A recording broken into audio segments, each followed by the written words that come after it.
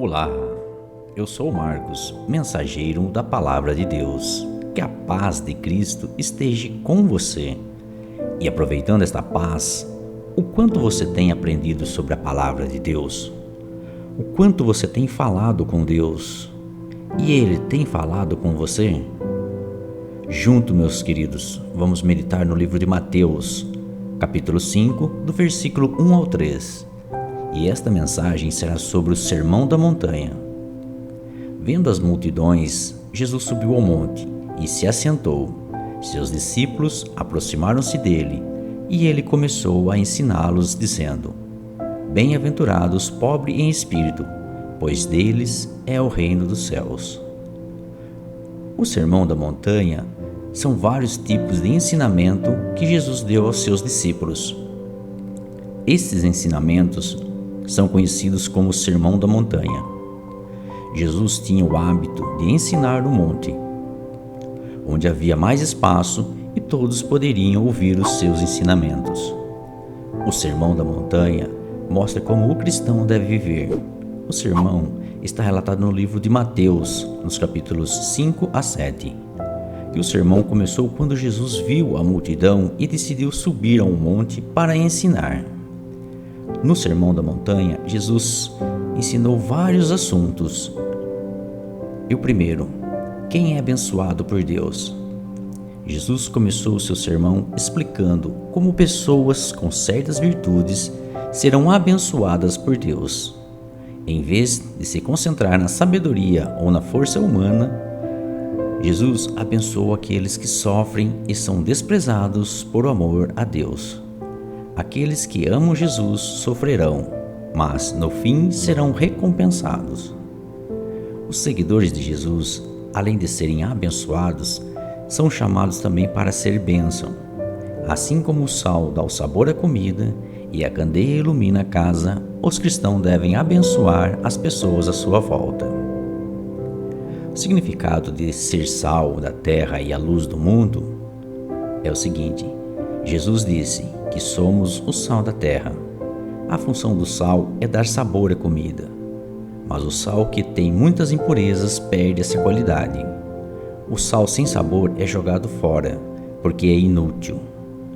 O cristão que se contamina com as coisas do mundo torna-se sem utilidade para levar as boas novas de salvação do reino para todas as pessoas. Depois de falar sobre o sal, Jesus disse que somos a luz do mundo. Quando alguém acende uma candeia, não esconde a luz, mas coloca a candeia em algum lugar onde pode iluminar todo o ambiente. Segundo ensinamento, a lei de Deus e a atitude do cristão. Jesus explicou que ele veio cumprir a lei de Deus na perfeição, conforme Mateus capítulo 5, versículos 17 e 18. Os mandamentos de Deus são muito mais do que regras exteriores. O coração é tão importante quanto as ações. Assim, odiar o irmão é tão errado quanto matar o irmão, e cobiçar ou divorciar para casar-se com outra pessoa é igual cometer adultério. Os seguidores de Jesus devem procurar um padrão mais alto, que começa no coração e depois se reflete nas ações. Devem amar os inimigos, perdoar em vez de procurar vingança, e serem sempre honestos, sem necessidade de fazer juramento. Terceiro ensinamento: ajudar os pobres, oração e jejum. Jesus explicou que as boas ações devem ser feitas por amor a Deus, não por querer impressionar a Deus e buscar a admiração de outras pessoas. Por isso, quem ama a Deus deve ser discreto quando ora, jejua ou dá esmolas.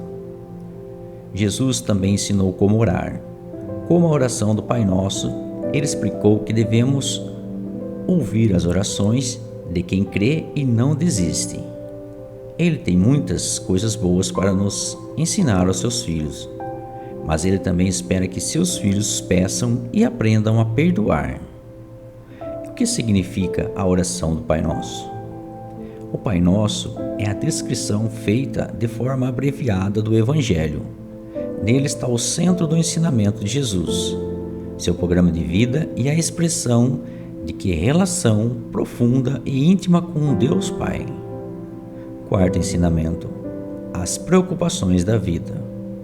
O Sermão da Montanha ensina a se preocupar mais com as coisas de Deus, e quem coloca Deus em primeiro lugar não precisa ter medo do futuro, porque Deus vai suprir as necessidades. É melhor procurar as bênçãos espirituais que se concentrar apenas nas coisas terrenas, que logo passam e que não agregam valor algum para as pessoas. Quinto ensinamento: julgar os outros. É um grande perigo que todo seguidor de Jesus deve evitar, conforme Mateus capítulo 7, versículo 1 e 2. Quem aponta o erro de outra pessoa deve primeiro examinar-se a si mesmo, porque poderá estar se condenando também. Na Bíblia, Deus diz que não devemos julgar as pessoas para condená-las, mas para distinguir entre o certo e o errado e promover o bem. O julgamento pode ser bom ou pode ser mau, quando é para fazer a diferença entre o que está certo e o que está errado. Sexto ensinamento: falsos profetas. Jesus explicou que a chave para identificar falsos profetas é por seus frutos. Os verdadeiros servos de Deus darão bons frutos, mas os enganadores serão revelados por suas vidas erradas. E como descobrir e reconhecer falsos profetas? Quando suas profecias não se cumprem. Este é o sinal mais óbvio de um falso profeta. Se a profecia não se cumprir, então não foi uma profecia verdadeira. Se um profeta diz que alguma coisa vai acontecer e não acontece, a culpa não é falta de fé de quem a ouviu. A culpa é do profeta, que inventou uma profecia que não veio diretamente de Deus.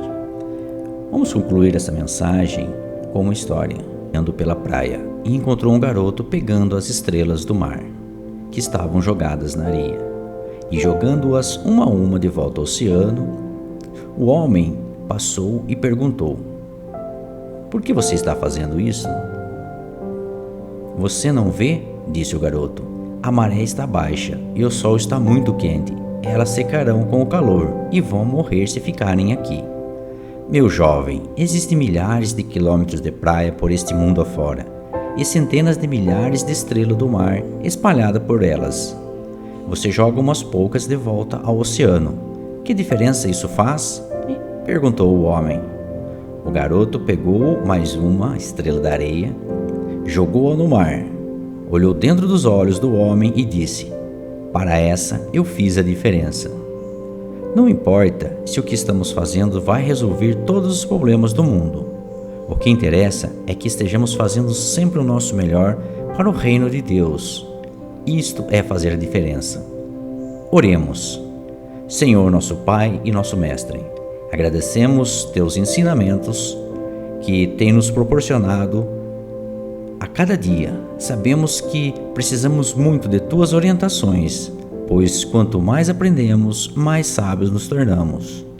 Oramos em nome de Jesus. Amém.